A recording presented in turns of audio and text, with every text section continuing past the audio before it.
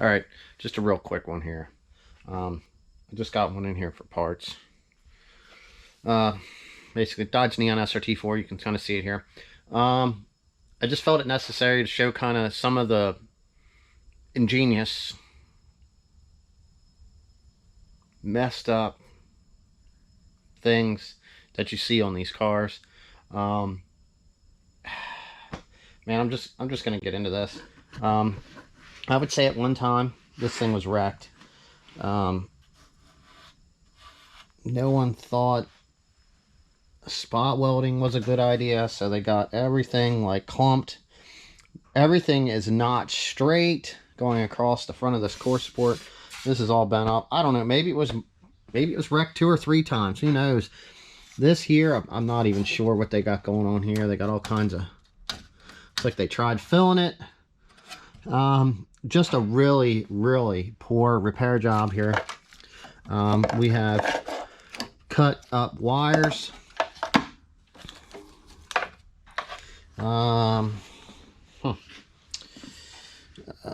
What else is in here that's actually pretty good? I mean, I'm not a fan of this. This is definitely bad. Okay, no timing cover. Definitely not something that you want to do.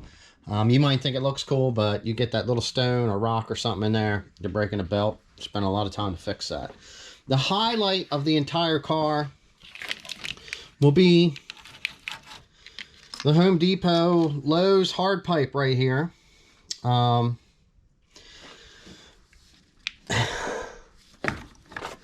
I mean, at least they used the purple primer before they put the glue on. I mean, I don't know if that's JB Weld or silicone. It might be silicone. It's kind of soft.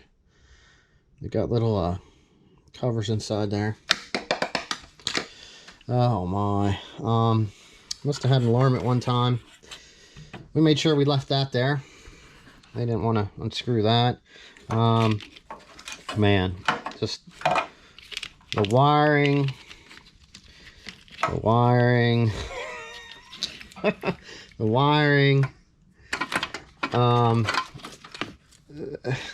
They had the battery. They had the wrong battery in here, so they had the wires coming across the front to switch them around. It was missing the clutch slave cylinder and stuff, so I wasn't able to get this thing tested to test the tranny yet. So I'm throwing this in because I can just run the cable down across. It's already bled out. It's all one setup, and it's a whole lot easier than an aftermarket set. And this was just something that I pulled out of a car just recently, so no, it works. It looks like we got silicone the whole way around here on the valve cover. So, you know, somebody definitely knew what they were doing when they put that on. And at least looks like somebody took the time to put some primer on the battery tray here. You know, I guess that's to kind of help it. All this stuff here was held in with screws. Just, man. I've got a broken fan shroud here, cut out. Who knows? You know, some of the things that people do are just gosh darn amazing. We got one bolt holding the intercooler in.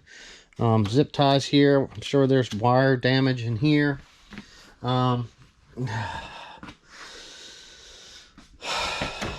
All right, this is just under the hood. Let me see. I think I have some other things I can show. This out here inside, we've got different wiring going on here. Like I said, I didn't even get a chance to really pull this thing apart. I don't know if this thing had an alarm in it or what the deal is, but we've got all of these wires here running up inside here, all taped together, different things. This is for your skim, so who knows, there could have been something else.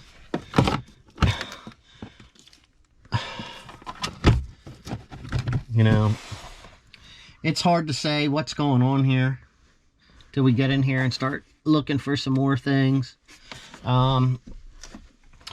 It does have completely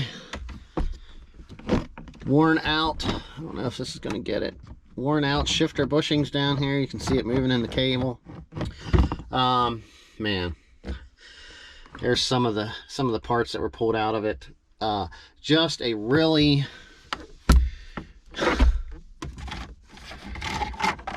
rough car. Had a severely rough life. We had duct tape holding our gauge in. I mean, it's normal that these things, you know, crack off like that. So another wonderful mess. All right, going a little sideways here. You can now see the stock bushing that's deteriorated in this car, which is quite common. These all seem to like to do this and kind of end up nothing.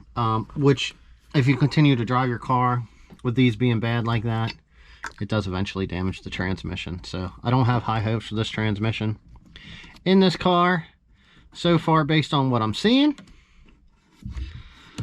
So here is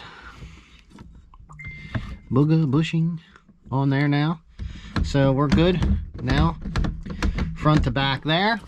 Our side to side, typically they seem to last a little longer than the other ones, but let's check out under the hood here now. So here we are underneath the hood. This is some quite ingenious. This was like this. I did not make this stuff up, guys. Some ingenious shifter bushing things to hold. I'm not even sure. Here we go. What's this here?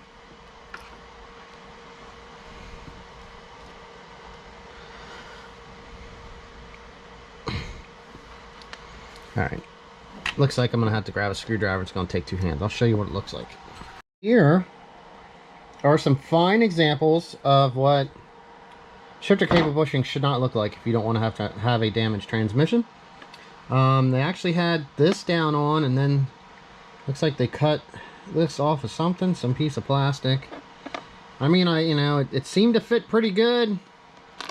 And the fancy little clip that they had on top was holding the cable in place. I mean, these did work, just not what I would suggest putting on your car on a transmission that has irreplaceable parts.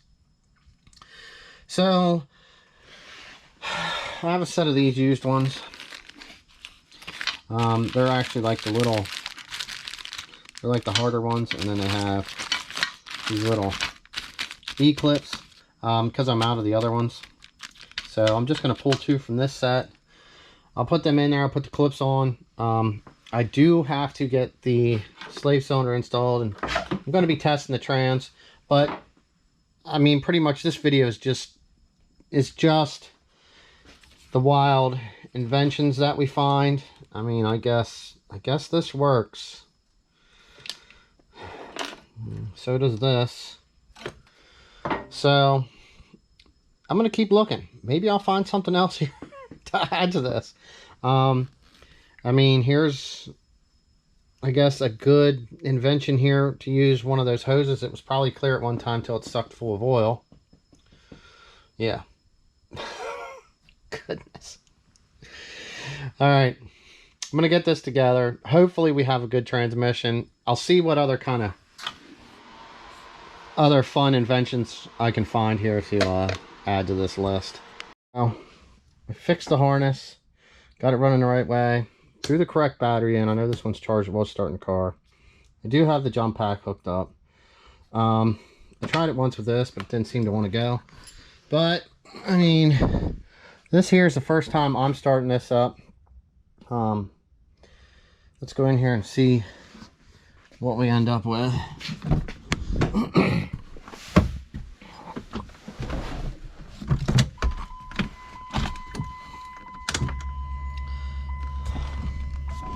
Alright, we got a fuel pump. We're in neutral.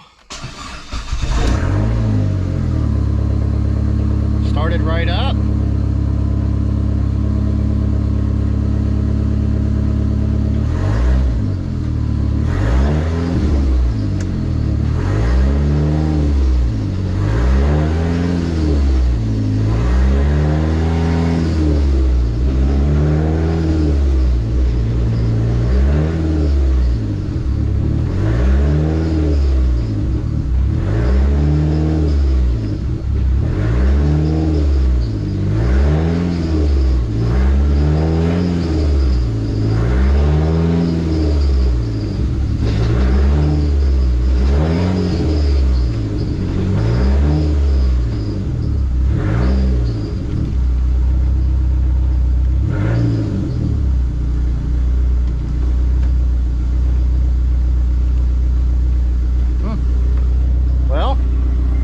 Transmission seems to be doing all right. Shifted through the gears. A little tight going into second. It's kind of hard to say until you actually inspect that thing. It does have a little bit of silicone around the, around the shift selector plate. But I mean, so far, I mean, I'm kind of impressed. Started right up. It's idling pretty good. Let's see if we got any smoke.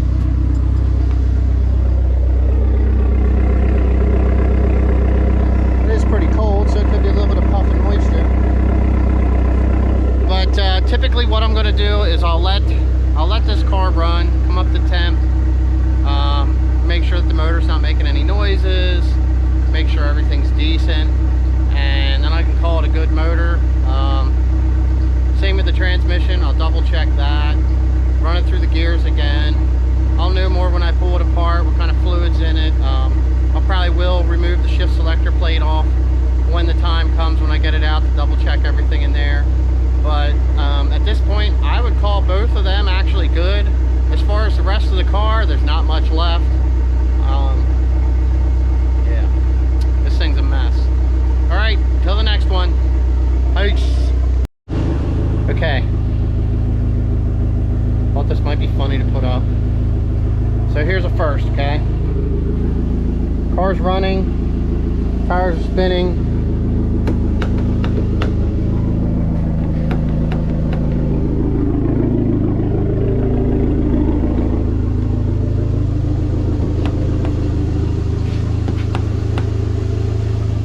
Keys are inside.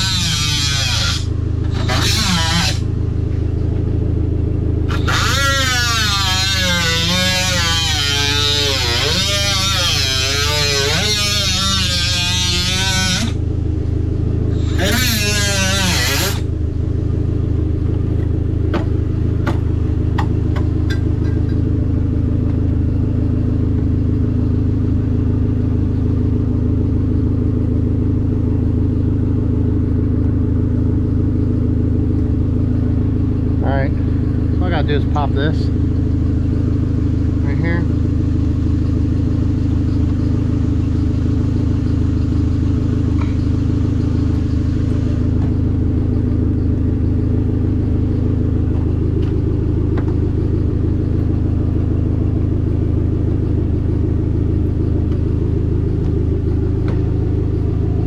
And it's in.